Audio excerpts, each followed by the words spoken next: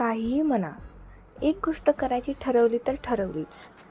बऱ्याच दिवसापासून मला करायचे होते सँडविच, त्यामुळे आज मी ते सँडविच करायलाच घेतले.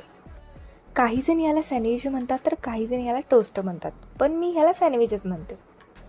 सकाळच्या ब्रेकफास्टला सँडविच बनवून झालं आणि दुपारी मी बनवलं होतं मटण, अगदी झणझणीत.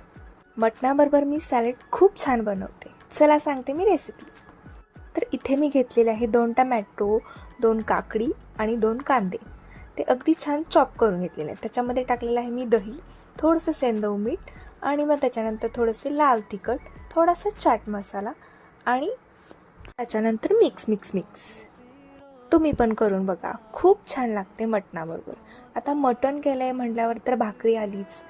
दुपारी असे मटणा आणि भाकरीवरती ताव मारला आणि संध्याकाळी गेली स्पृहाच्या केस कापायला सलोनमध्ये. असा होता आमचा दिवस. भेटू नेक्स्ट व्हिडिओमध्ये. बाय.